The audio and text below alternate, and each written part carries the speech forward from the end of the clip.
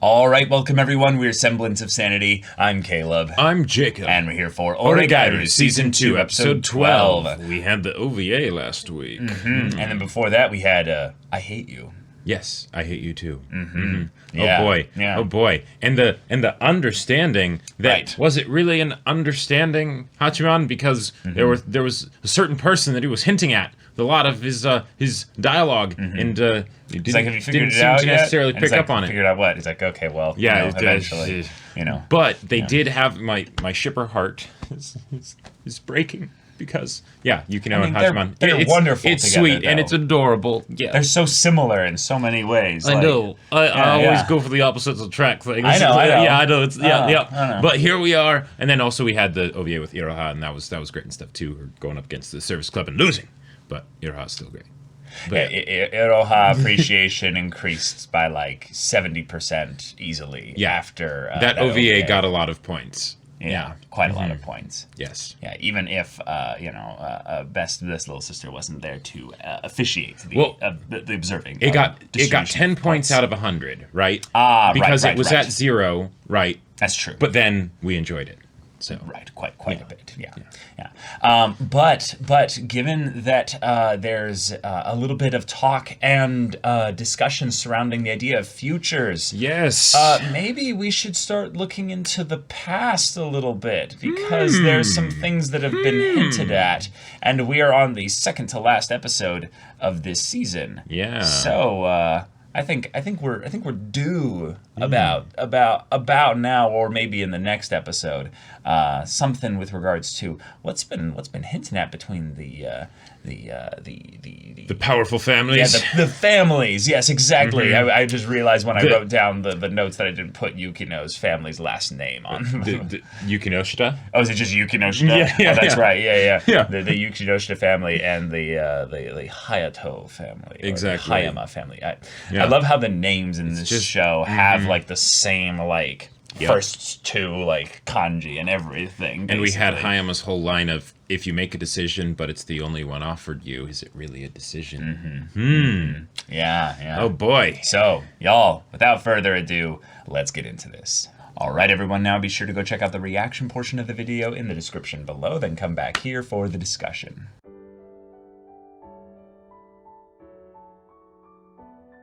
Oh boy. Well. All right. As I said in the beginning of this episode, there's a very high likelihood this could end up being one of my favorite episodes, or my favorite episode in the series. And I would say that there was a bit of pain involved in this episode, to the point just where a bit. I'm pretty sure this isn't going to be my favorite episode in the series. But there were some things in this episode that I'm really glad happened. And we will get into that. Yeah. So this episode, it sets up the whole idea of a finale really well, right? And for the season and everything, and given that there's 3 seasons, so it could kind of follow sort of a 3-act structure. Yep. This is where things should be getting the worst, right? Exactly. Everything goes bad, right? It's the absolute worst, and then final season can be dealing with the main conflicts and stuff that are fully brought up in where this lowest point exactly leads us to. right, and then we can build up and get to that point where we get whatever the ending is, and that'll be cool. So first big major conflict is the Yukinoshita family. Yes. They are coming in with much more intense frequency. Yep. They are And intentionality. Yes, they are getting panicky regarding Yukino's future. Right. And Haruno is their primary weapon at this point. Yep. And being the tip of the spear for that, we have to question a lot of her motivations with regards to why she's on their side, when there has been stuff to the past where it seems like she was going against the family. Where it seems like she's got her own motivations that are a little bit different than the family's necessarily. Yeah. So in this situation, we've got the whole pretense framework, for the plot of the episode of the making of the chocolates. We gotta give chocolate to Hayama. Yep, and to Hayama, yes, right? Yes. And I love it. Like it's a great way to have the misdirects and to solve the social dynamic situations of the characters and things like that. And then the whole idea of the parallel with Iroha being the classic example, because she's so forward about it, right? Yeah. That she's really talking about giving chocolate to Hachiman, right? She was the only one that actually kind of succeeded in that regard. Yes. She actually succeeded flawlessly. Yeah. It was incredible. It's things like that, like I mentioned in the OVA, where I wouldn't actually be wholly surprised if she ends up being the end girl. Now, because she was introduced so relatively late in the series, yes. I don't think that's going to happen. Right. Just because you would think, the sort of the promise of the show is that it's probably going to be either Yukino or Yui, and then we get to see which one, right? Yeah. But she's been doing fantastically, right? And that the conversation in the club room and everything, that was great. And then we also get seated the beginnings of things with regards to Yui in this episode and where she's at with regards to Hachiman, because and I won't get into that too much just yet, because Yui is my favorite, but she's got some conflicts that she's dealing with. And then we get into the whole thing, and we've got the situation with Yukino and Hayama and all of that, and oh boy. So actually, okay, all right. So you want to go through this linearly? Yeah. Okay. So first thing here, really, really big deal. Follow up on the previous episode with the idea of how can anything be genuine, right? Oh. How can anything be actually truly genuine? Yes. And this is something that Haruno brings up as a problem. Now, the thing that's great about this here is that she is being slightly vulnerable with Hachiman. Now, because of this is something that made me get really excited here. What? So I'm curious. What? She said she hates that about Yukino. She doesn't need to say that out loud.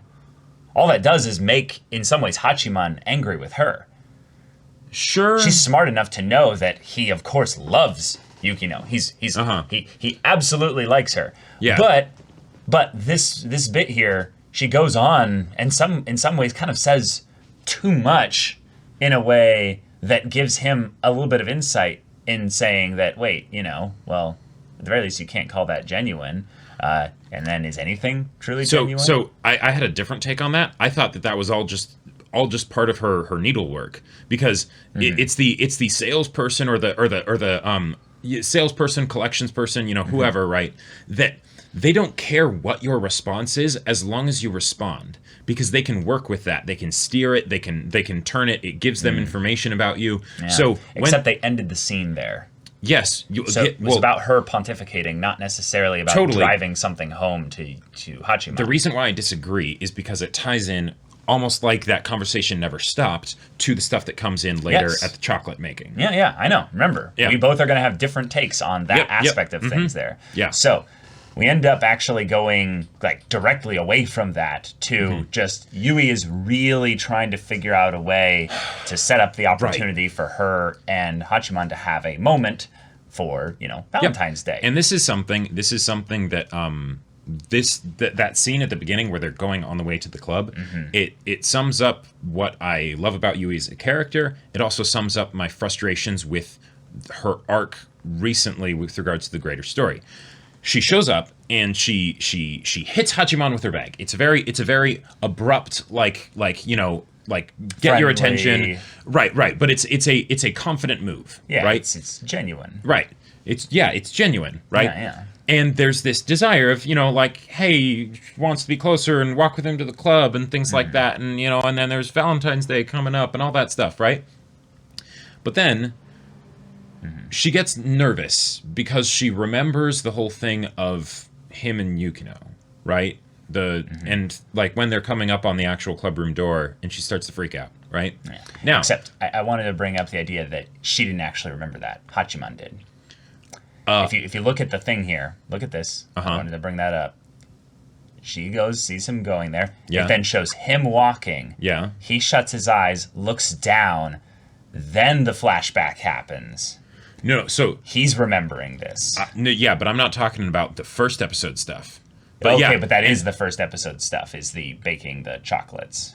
I wasn't talking about baking the chocolates. Yeah, but yes, that also is really good because since we've with the thing that I was talking about earlier, that the sort of assumed promise is that the main girl at the end is going to be either Yui or Yukino. We want to see it sort of play out between the both of them and really go in depth into each character and see why they would or wouldn't work with the main character and what their dynamics are, so that way, when we get to the conclusion that's one or the other, we'll be able to have it be really satisfying and things like that. Yeah, but that's been the show thus far. No, totally. And by the way, before this gets any further, I want to say that I am actually fairly inexperienced with genuine love triangles in stories, because usually you've just seen shitty ones, really. I've either seen shitty ones or I've seen ones where it obviously wasn't a serious love triangle. Something like Toradora, where they tell you at the very beginning, these are the two main characters that'll end up together. It's just a coordinate point with a lot of line segments coming out of it. Whereas with this one, it is a lot more up in the air. Because there is a genuine relationship between Yukino and Yui. Exactly. And there wasn't something at the beginning of the show sort of saying like, this girl's the main one. I think there was, but okay. It's definitely Yukino. Oh no, I agree by this point, but that's more because of things that have happened recently, of getting to see her family and things like that. Right. I would say that if you took the show at a more simpler level, the first episode really is what you can primarily give it towards, that it's going to be Yukino, and that's why all the conflict since then has just reinforced that. Well, and the only thing I would say from the first episode that really communicated that is that she was technically the first girl introduced because she was at the club. Okay. And then you was brought in a little bit later. But I won't with regards argue to this conversation in the hallway, it's something where Yui's arc up till now has been about becoming confident in trusting her own wants and desires, and not worrying about what other people think about her as a result of that, right? And being willing to be honest and vulnerable. And being willing to be honest and vulnerable. She has not been. She has been in the first season and stuff. Or that was her growth arc, right? She came into that, right? And it's the I like you, Hachiman. With Hachiman? Yeah, yes, and it was very upfront. Like she was confessing to him, even though he did the whole deflection thing, but she was confessing to him like multiple times, right? Yeah. And then here, because of this additional thing that happened with her seeing Hachiman and Yukino in the club room, right, and them having that intimate moment, now she's shaken. And there's a part of me that loves this and hates this, because on the one hand, it feels to me like a regression on the growth that she's had that I've loved so much, but at the same time, this could be just the true test of metal to see, hey, Yui, is this true growth that happened, or was it just because it was easier back then, or something like that, right? I mean, that's not everything that's happened with her character up until now. She's not just going to grow only because, totally. That's not what people do, right? Well, it's not a straight line. It's squiggly and goes all over the place. It's also ignoring just all the shit they went through for the last 2 episodes ago and 5 episodes before that.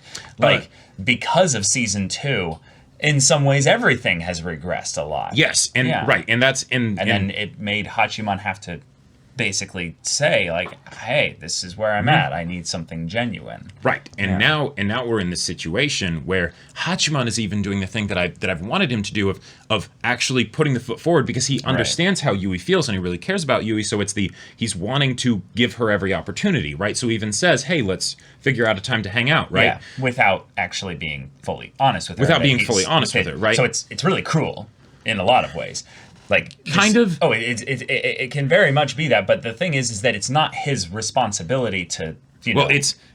It's incredibly painful for Yui, yes, but it is coming from that place of genuine wanting to connect and all that stuff from Hachiman. Yeah, there's nothing malicious about it at all. But exactly, it's the same immature. Sorry, go ahead. I was gonna just. Oh yeah, go ahead. And he's new to this, so he doesn't necessarily know how to do it incredibly well. And because Yui is in this more fragile state now, she doesn't necessarily feel comfortable accepting it, right? Yeah, but that's entirely putting Yui in a good light without looking at the area, and that she's not just innocent because she's the one with the crush here.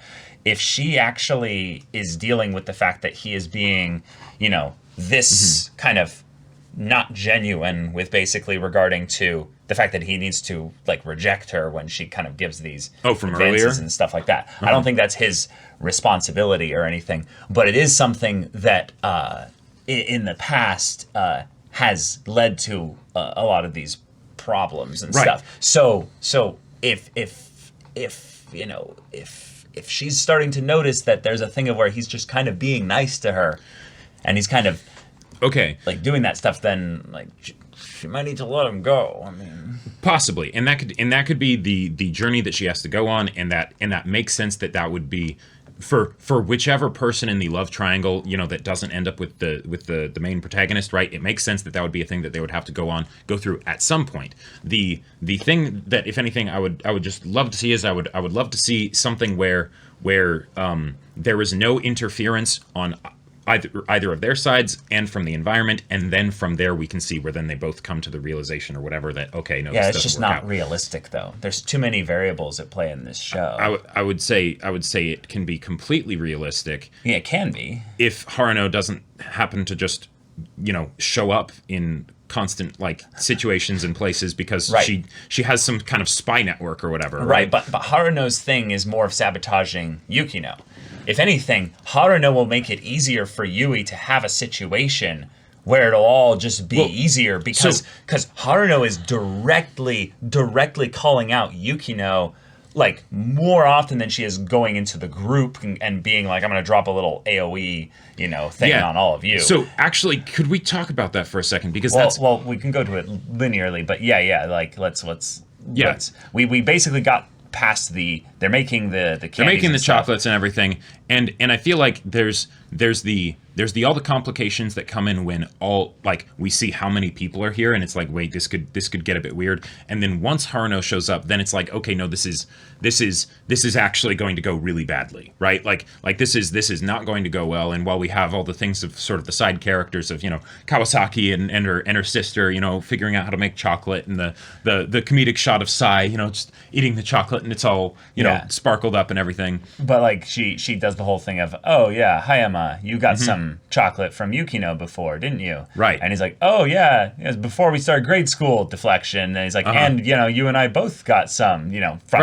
Yukino. Further deflection. Yeah. So it's just a family thing. Right. And then she's like, okay, cool, I'll go straight to the source here. Who are you planning to give chocolate to? Somebody. Yeah. And there's right, and there's the things that Haruno is doing here, but I want to get into why she's doing it, because my perspective on why I thought that she was doing the things that she would do has changed over the course of the show.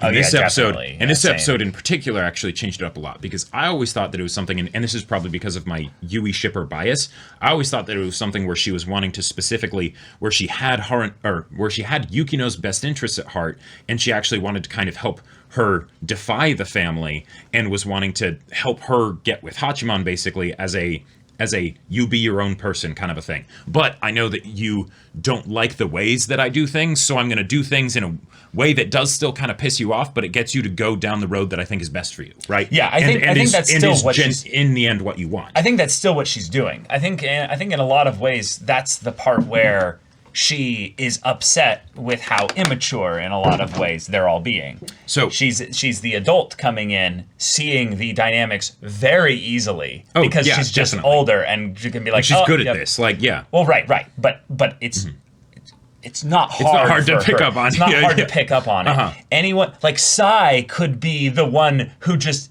breaks the ice to all of them and is like, oh, I know exactly what's going on because I'm distant from the situation. So I just look in from the outside and go, oh yeah, you like it, you like it, there. And that's what it is. Interconnected spider web, and it's But Haruno's thing is she has to directly shape things because she is, at least I would say, tired of the stagnancy. And I think that's where Yukino has been dropping the ball, is that she's the character who's off alone on her own, who says she basically wants to do things on her own, but then pretends to do things with others without really being genuine. And then Yui and Yui kind of does the same thing. It's a bit different. It's a bit different, but that distinction is actually probably why I also don't kind of want Yukino to be the end girl, because I feel like a lot of the stuff isn't things that she's doing herself, but rather like things that in the environment or people around her or whatever are doing that are kind of helping her,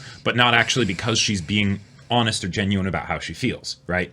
And then I feel like in the case of Yui, it's about her overcoming her fears, right? Okay. And for Yukino, it's probably also because of fears and things like that. There's probably a lot more. We just don't know about it entirely yet because she's the least forthcoming.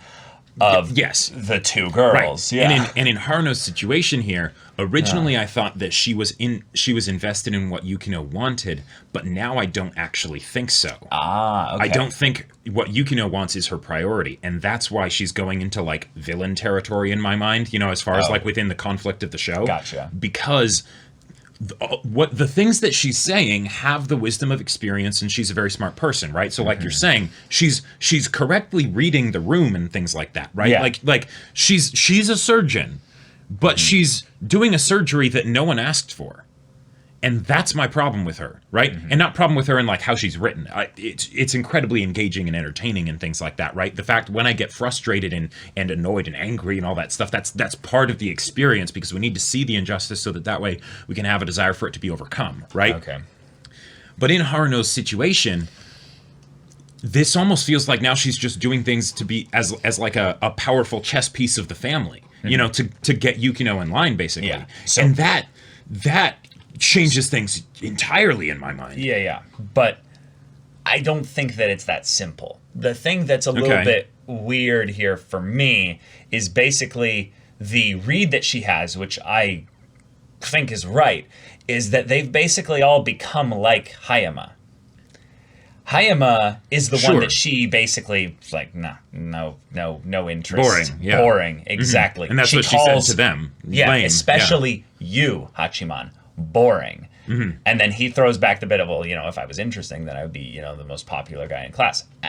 I'd be Hayama. I'd be Hayama. But it's almost like she gave like a yada yada kind of moment of just like, if only you knew, Hachiman. If only you knew that right now in this room, you might actually be the most popular person here in a lot of these people's minds. Oh, yeah, he is. Yeah. He is in a lot of ways. We can just see by the way that people interact with him. So she kind of comes in and takes out the needle and goes, this is a bit too small. I'm going to do something a bit harder. Right. Bong, and then knocks the little thing She gets out like the meat there. cleaver and is like, okay. Right.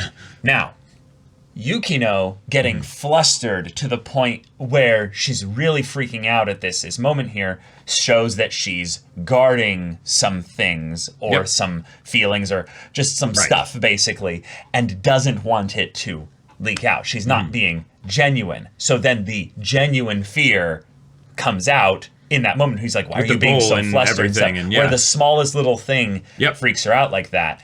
But it's also just the kind of thing where then anyone that looks at this dynamic between these two knows, these two like each other. Yeah. Oh, okay. And not only that, like, she really likes him, but she can't say anything. Like, that's the one that's really obvious. Yep. For whatever reason, she doesn't say anything. Now, Yui's in the exact same situation. It's very obvious to someone like Iroha, maybe. I don't know if she's fully aware, but I think she has basically become aware of that over the course of the last, few episodes. So. I mean, like, when Yui was basically saying, Hachiman's gonna get chocolate. You can count on it. It's like, like Iroha, if anything, maybe the reason why she almost feels like she could be the end girl is because she's too overpowered. I'm not talking from cutesiness or wifiness or whatever, but as far as personal conflicts and things that she needs to overcome, they're almost non-existent. She has her own flaws and things like that, but none of them are really crippling. No, okay, hold on. Right. Hold on. We're not talking depth about Iroha. Okay, I was using her as a frame of reference for the other characters there. We can get to the Iroha overpoweredness. She doesn't have the same problems that are holding Yukino and Yui back, basically. She actually does. We'll get into that. We'll get into that. I have a thing for that. We did kind of talk about that. Yeah, we did. OVA, in the OVA, exactly. We'll get into that, how it ties into it here. But the fact that this all comes down to a thing where Haruno's words weren't just a targeted thing here. It was, I'm using a hammer, basically, so I'm going to swing around and smash it all. Yeah, I'm a bull in China shop here a little bit. It got everyone to think about the reality of the situation. And that's important. That's why I don't think that she's entirely on the family's side. I think what she's doing is putting that pressure on them. Turning up the heat on the frog, basically, to get it to jump out. Exactly. Yeah. If you guys don't make a move, then you didn't deserve each other. Sure. Yeah. And what this is basically the panic, probably, from someone who's a little bit... well, not really panic. This is the perspective of someone who's a little bit older, who's seen these kinds of transition kind of periods where people are thinking about their future and especially with up and Yukino, stuff. like she probably went through a very similar thing when she was a kid. Like she's come out of it more or less okay, definitely twisted in some areas, right? But you know, the misguided paladin was there at some point. But Haruno said, I missed that Yukino, the paladin Yukino, the one that wouldn't have had for any of this bullshit here, where you guys are all playing pretend like this is okay, that you're happy with the way things are going. So you need to wake up and get something done, because in some ways, I really think she actually believes in Yukino. It's just the idea that Yukino kind of, I don't know, doesn't believe in herself. Yukino needs an opponent. Well, like, and I think, so the whole thing that you said about trying to wake up the paladin again and Yukino, and the old Yukino and all that stuff. Go and just I actually love that because originally what I thought she was intending by that is not the old Yukino that was the confident paladin and all that stuff. To hell with whatever people thought. Well, it could be either one, but it could be either one. But I was thinking that she was making a reference to the Yukino that gave Hayama the chocolates. Yes, because let's talk about that for a second. Yeah, that Yukino, I'm guessing was. Not that she actually liked Hayama, because Hayama brought up. I think she did. Well, maybe she did, but Hayama brought up specifically that one, it was in grade school or whatever, like incredibly young, and two, she also gave chocolates to you. So Hayama got confused. No. Started crushing on her. I think Hayama got confused, but it was also something where Yukino was doing what she should.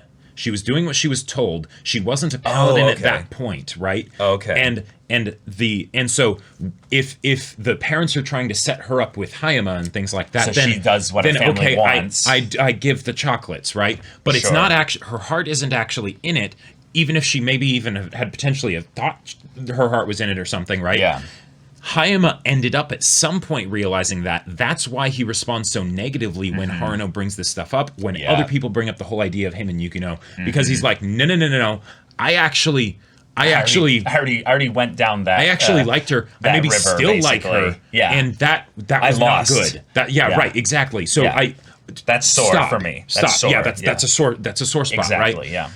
So hence his inferiority kind of deal with Hachiman and not wanting to lose to him, unless he felt like an equal and everything. Right. And that's why I was really, really perplexed by what Haruno said of I prefer the old Yukino, because it's like she was saying, become docile again. Yeah, I don't think she's... And I don't... Yeah, and it makes a lot more sense with what we've seen previously from Haruno that she's meaning what you said, so thanks for bringing that up, because because there's been a full-on character transformation with Yukino. I feel like this is a bit of a meta way to look at it, but why would she say I miss the Yukino of old when the only Yukino of old that we know, like we've seen, is a very extreme, very specific type of Yukino. Like, and if anything, this Yukino of ye old days of grade school, that's probably not even a formed person. Sure. Whoever Yukino was at that point was probably someone that was, a mimicker or something. Or a puppet. Basically, someone who wasn't, free or what have you. And so and one of the things that I love about this is Haruno is basically saying that side of you, we need that back. Well, the paladin side, right? Or you need that back, right? Like that's something that is helpful here. With Yukino's case, there are reasons though why she is not that person anymore. There's the fact that there's the fact that she's crushing on Hachiman, but there's also the fact that she has seen the consequences of her being that paladin side of her, and it actually caused harm. Right. She's been swinging on the pendulum too hard. But what my point was, I wanted to bring up was that that this paladin side of her was almost a little bit of a mocking thing as well. Like, I prefer you at a worse point, basically. Right. Because at the very least you did something. You got stuff done. You did something yourself then, and you were a little bit genuine. Right. And basically, but this is fake. Right. Like and what and my interpretation of where Yukino's at right here is that the Paladin realized that they had become misguided and their oaths and ideals had been used against them, and they had caused great harm when they were all doing it for the sake of others and things like that, and right? it never made them happy. And it never made them happy. Right. So as a result of that, they close themselves off. They overcorrect because they're a paladin. Even when they're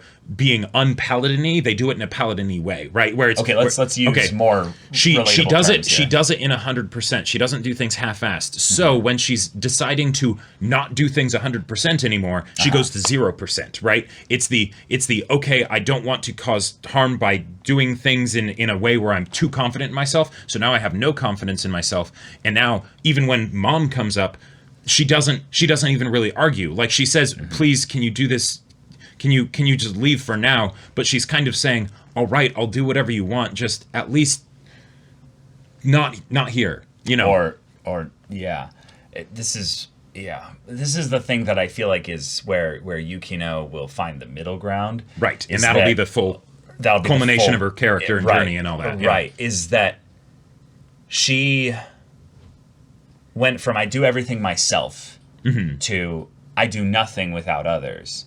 Right. And now what she needs to be able to do is ask for help again. Yes. Because there was a point when she was in some ways deconstructing a little bit. She asked for help in the future. Like, please, at some point, save me. And this is Yukino who can't ask for help here. It's the problem. Right. Of she asked then because she knew she wouldn't later. Right. Yeah. Or just in case. She was intelligent enough to kind of guard against herself. Guard against herself, exactly. Yeah. But with these three characters here, Yui, Yukino, and Hachiman, they are all kind of waiting for the other person to be genuine. Exactly. And this is the point about the episode that I was really hoping they would get into, but I guess this is maybe a part one, maybe. Possibly, yeah. Is that being genuine or wanting something genuine usually starts with you deciding to be genuine in a simple way. And this is where I was wanting the episode to kind of go into this. And I feel like they kind of went into it towards the end when Hachiman has his classic, first person kind of thoughts and stuff regarding the situation. When our image never goes hand in hand with reality. Let me bring this back up here. Where can we find something genuine? Basically, where there's this disconnect between who we see ourselves to be or what we see of our environment is just disconnected in that way. Where is anything genuine? The only place that you can control it has to start with something in your action, something in your will, something that you do, which usually leads to something vulnerable, something that's a little messy. It's not perfectly genuine, but it's basically communicating the effort that, hey, I am trying to be genuine here with you. And that's where it gets simple, is that there's, two parties involved. It's very, very basic. It's almost blunt in a way. Sure. Something that Yukino used to be really good at.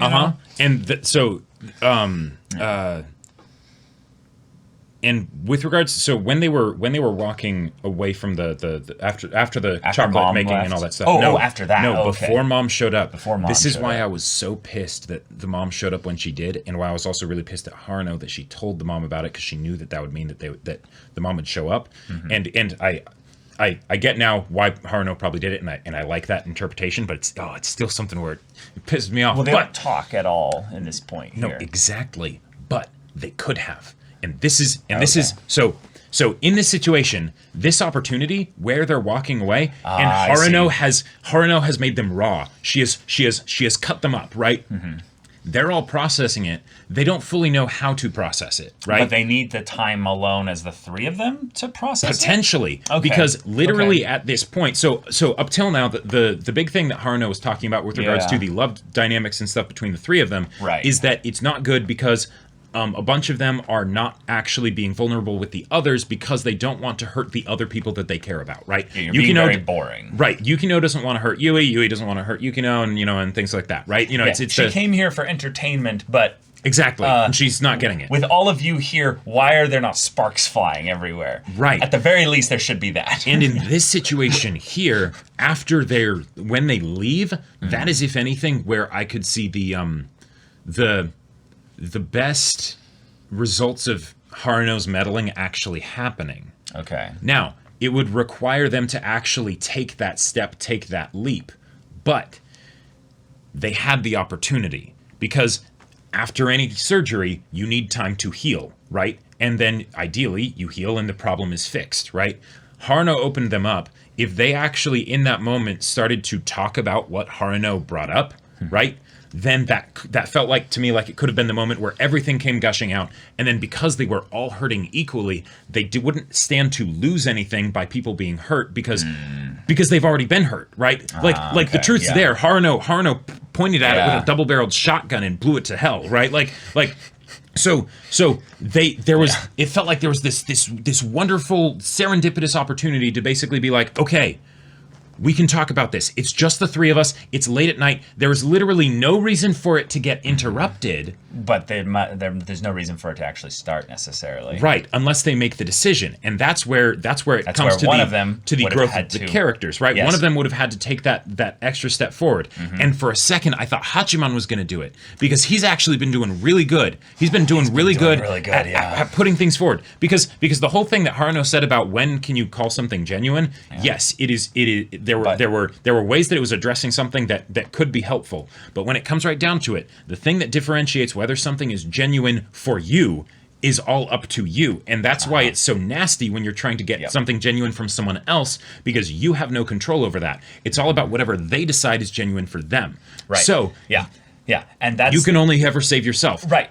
Right. And so then the idea that the mom shows up at that moment, and while they were at Yukino's place, so it probably wouldn't have happened to anything, but that would have been like the ultimatum line of, if it's going to happen here, it would have had to happen right there. Yeah. And then Hiratsuka Sensei brings up this very point. If you continue to spend time and grow with someone, you'll gradually understand them. The thing is, that's been the process of this entire show thus far.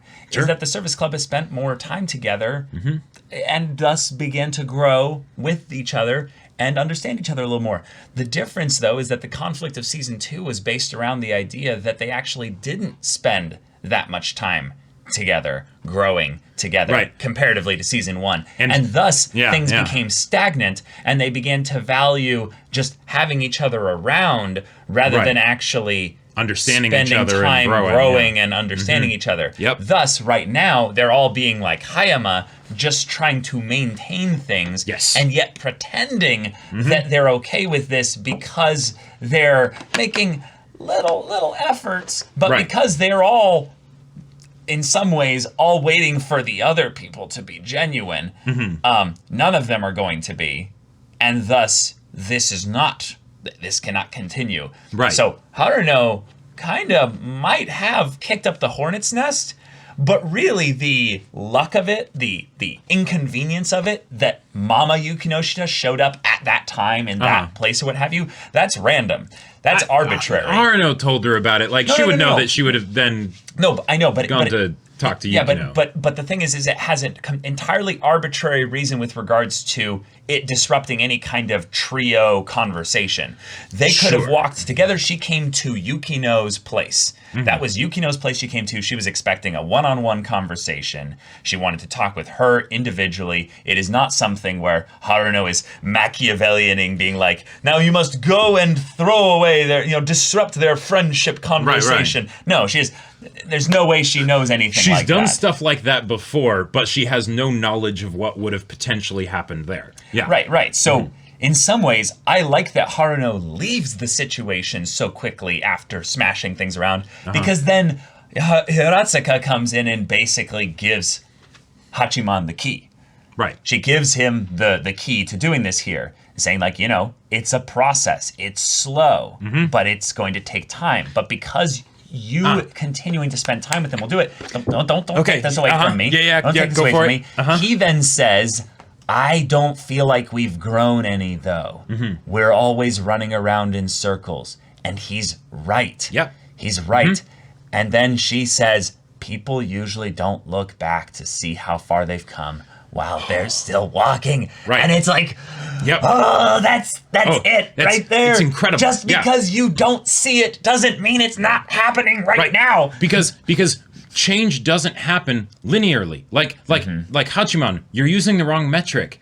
When it takes someone 3 years to do something, oftentimes it's that it takes them 3 years to get to the one day where they're in the right spot and then they change, right? Like, or they make the decision. Or they make the decision to change, right? And then from there But they did change all the way up until that point. They've been changing all the way up till that point, but you would never actually know it, right? You would never actually know it until you get to that point. And the thing is that 3 years minus a day, right? You would still not know it. And they would have the opportunity to still, on that day where they could change, to still say, no, I'm not going to. And then, I guess they needed maybe 4 years, right? Like that's totally possible. And I just wanted to bring up the thing that she said at the end, and yet there is a time limit for how much I will be able to help you with this here. Yep. So you will need to do something about this.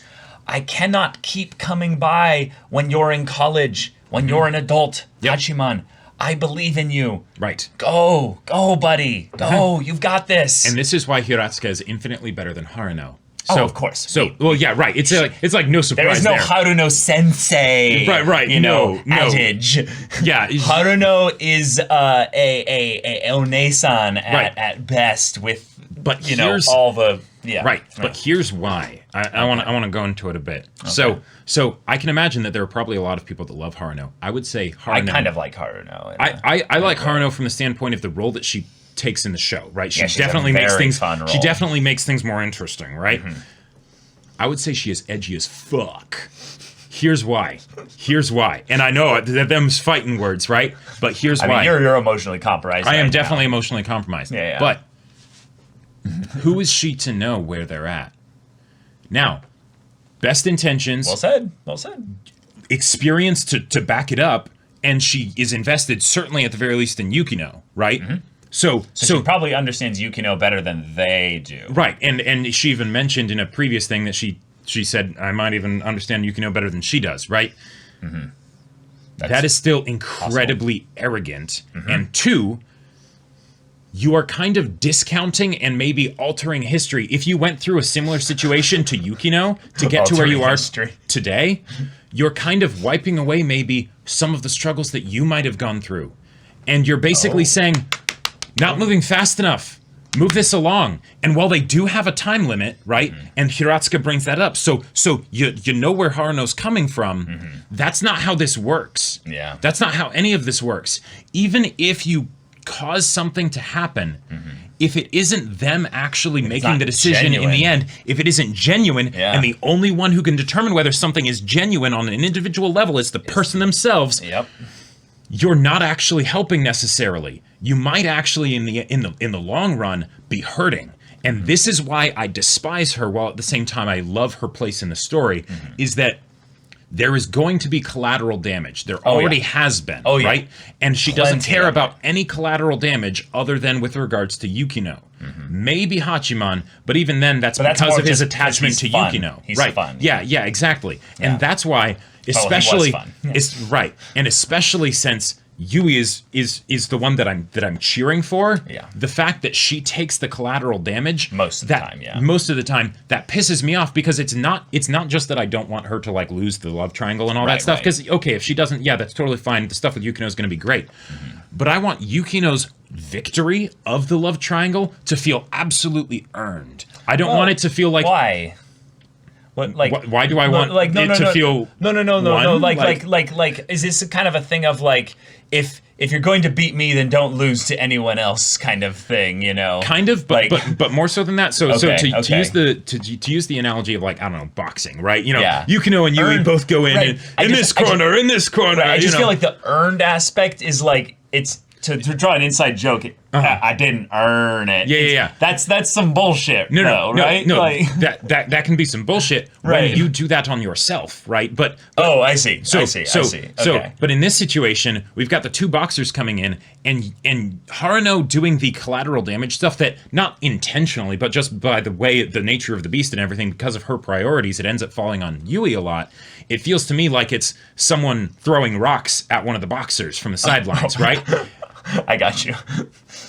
If I'm gonna watch these two boxers duke it out, even if I know that Yukino's gonna win, I don't want to see her win when her opponent's getting hit with rocks from the sidelines. I want to see it I want to see it be a full square off. It feels so simplified when you say it like that, and I understand you kind of get where I'm coming from, right? I understand your pain, but at this point, do you still feel like Yui has a chance? No, but that's what makes it hurt more, because I feel like the rocks are being too effective. I feel like there might have but that happens in life, but it's not happening to Yukino here.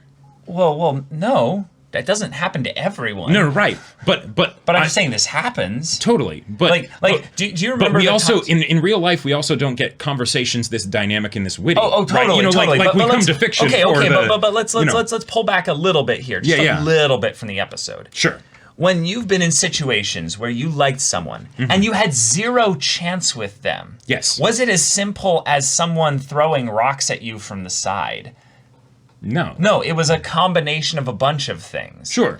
And was there probably a point usually where it's like, oh, I had a pretty good shot there, but I missed it. Something happened in the environment. Right. It's the nature of humans. You don't know what you don't know. Exactly. You don't know what you don't know. Yes. So put yourself in the situation of these characters here, where none of them have any idea what they're doing. Here's the reason why it feels worse though. Oh God. Is that Yui was doing so well in the beginning stages of the story, and the only limiting factor really was Hachiman. Hachiman was not ready to receive it. Now we're in a situation. I don't agree. No, that's too simplified again. No. There's the whole idea of whether the relationship would have been a good fit. Nothing would have happened from it. No. But the relationship couldn't get started because Hachiman wasn't in a position where he could actually receive any of what Yui was putting forward because of his own issues, right? Yeah, that's a huge part of it. Yeah. Right. So he deals with those own issues. Now he's doing really good. Since then, we have not actually gotten a single uninterrupted interaction between Yui and Hachiman. Yeah. Since then. Not a single one. It feels so, and that I'm like, oh, come on.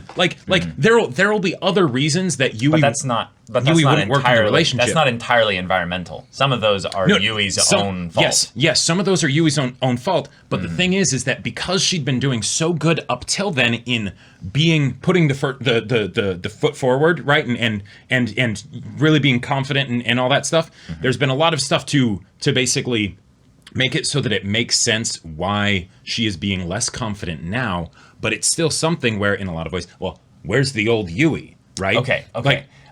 So the old Yui, there was never a point where Yui would have been willing to get, I would say, fully rejected. No, she absolutely was. Okay. No, even when they were talking, and then the phone answers, right? She knows Hachiman's going to reject her. Right, but he says, no, answer the phone, and she's like, no, I need to say this. It's important, right? Because then I'll actually what does she say? And what does she say? And then he's like, no, really answer that. Okay. And then she's like, okay, all right, Gotcha. and then she goes and she answers it, right? Right. So in this situation, even if from the standpoint it makes sense for Yui as a character to be less confident at this point, it's something that me as what the show was putting forward, I was really looking forward to that point where she would confidently put herself out there when Hachiman was in a better place to be able to potentially receive it, and then even if it didn't work at that point, cool, we hit that, and that could still happen in the third season. But yeah, I feel like you're too binary though with Yui. Like it's too much of a thing of where she's entirely either not at fault, or it's entirely something where if she just had time to be able to talk with him, everything would work out. Or she'd at the very least have the confidence to immediately address the feeling side of things. She has in the past. I know, but she's not doing it here. Right, and every time they've walked from the classroom to the club room, they have been alone and had moments there.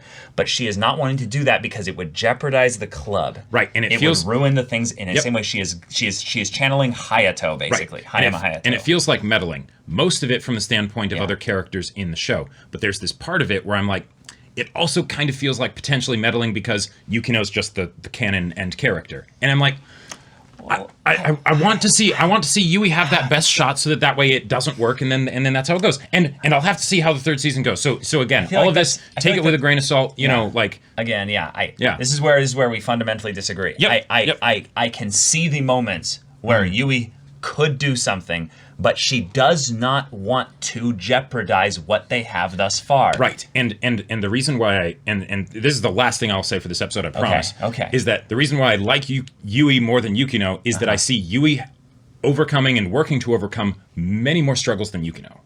Oh my God! Yeah, yeah. Oh man! Yeah. That's I know. You're bias. like, whoa, hold on. Yeah. Wow. I don't know. Hey, anyone else that's fans of this show, like non-spoilery, of course, but I think the whole point this episode was that all three of them were in the exact same spot. They were actually all not doing anything. So to say that there's this, like, she's doing way more is, I think, kind of ignoring the truth of what Haruno was saying, was that they all resonated with what Haruno said is accurate. Yes. That they are all basically being Hayamas and pleasing the group and not going after what they want. Within the standpoint of this episode, yes, I will absolutely say that they are at the same baseline. And the reason why they are at this point in this episode is because of the stuff that happened in season 2. The process of the group falling apart, coming back together, and then what they value the most in this being something that Hachiman led by saying that he wants something genuine. Right. But as for actually how they go about getting something genuine, it starts with them each individually deciding to be genuine. And none of them have done that yet. Right. Even though Hachiman is actually probably the one that has done a little bit of this, but not with the service club. That's the difference, is he's doing it with other people because they're not a part of the club, so he's not afraid of them losing something. That's why Iroha is overpowered. This is what I've been saving here. Right. The reason why Iroha is just on fire right now, on a hot streak, is because she is not burdened by the dynamic of being a part of the club. Right. She is almost there. Like, she is almost kind of in the club in a lot of ways. She's doing the whole thing of spend more time with the person so you understand them better and all that stuff. Yeah. But because it is in this disconnected attachment thing, it is all playful fun, and thus Hachiman is kind of okay with it, but also he is actually getting affected by it little by little. We are starting to see him respond. Yeah, but he is positive way. He's putting that genuine effort out. I feel like it's just that he's not familiar enough or comfortable enough with this new thing that he's doing to understand that he's actually doing pretty good. Like, that's he what could be doing it better. But exactly. I agree, and that's I agree. But that's why he said though. He feels like we're spinning in circles and we're not really growing. And it's like... We meaning the club. Right. That's not him in and of itself alone there. Patience, Hachiman. Yeah, exactly. You're Patience, Hachiman. Exactly. Yeah. That's why I think everyone is right in these instances. Like, no one is really in that much self-deception. It's that prism of perspective, It's that thing where, if you get multiple perspectives, you will get a better picture of what's going on. Not necessarily just you're in the wrong picture. Right. It's that... Right and wrong, what are you going to do? There's all these perspectives. Yeah, take it in, no shoulds here. Just, act. Yep. Right, exactly. Yep. Yeah, but... Great source of discussion there because I very much resonate with your pain regarding this dynamic here. I just feel like this is a bit of subject matter with regards to wanting something genuine, where they kind of said, "Oh, here's the problem," but we only went into kind of a little bit of the not solution, but the way of observing the problem by bringing Hiratsuka into things there, and she basically says, "Patience." Right. Patience, Hachiman. Yep. And that's good, but that is not something to act on in the present. That is something to maybe communicate a little bit to others. Yeah. But that's not what the three of them need. in this moment right now so that they can actually be okay with being patient, Well, because they're not okay with that. That's why they are all moping on the way to walk each other home. I see what you're saying. At the same time, though, I feel like if Hachiman had also just said, "Hey, don't let it get to you," if he had, like, to who? To Yukino and Yui, if, like when they were, to be like, "Hey, we're all doing the best we can," I think that reality and expectations not being dissonant. Would that be true? Would that be genuine? That we're doing the best we can? Well, they would know, because the thing is that there's doing the best you can, and then there's acknowledging that you have limitations, and that the best you can might not get you immediate results. That's I think the point I think would have been a little bit more helpful. And that's what Hiratsuka was wanting to communicate to Hachiman, right? Because it when you're young and everything's in black and white, right? Like it totally makes sense that we're trying to do this thing, but we haven't the universe hasn't changed for us yet, right? Like why? What's wrong? Honey, it don't work like that. Right. It must be something wrong with us. And it's like hold on, relax a little bit, Right. Which is where I kind of feel like I am with you right now. I'm like, relax, honey. These things take time. I feel you. And again, hear my heart. And any of you watching, this has been a crazy long discussion. But one, first time with a real love triangle like this, right? I think so. I am a whole mess of emotions, and love triangles, I will say, are so hard to do in writing because you need to make the endings for all the characters involved super satisfying when one of them doesn't get what a lot of the people wanted them to get. So it's to bring this up just a little bit. It's good to acknowledge, though, this is not a love triangle.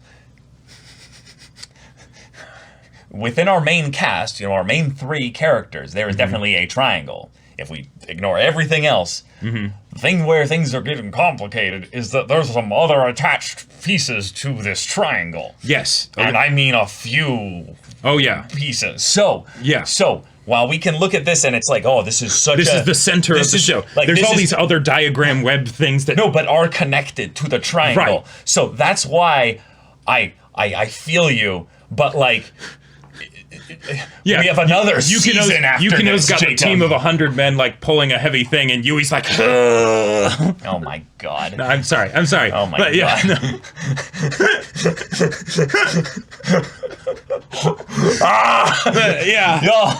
Third season. Boy, and then the finale for this season. Yeah, this is a great penultimate episode because it's leaving us like ready for that 13th episode. So if you want to see that next episode's reaction and discussion right now, though, go check out the link in the description below for our Patreon. You can get on early access there. You can watch full-length timer reactions there, and all this comes with Discord access, so you can chat with us and the community there about this show, about anime in general, and also be sure to check out our Twitch channel. Indeed, we stream every weekday. The info's in the description. So if any of that interests you, we'll see you there. But until then, we're Semblance of Sanity. I'm Caleb. I'm Jacob. And we'll see you all next time.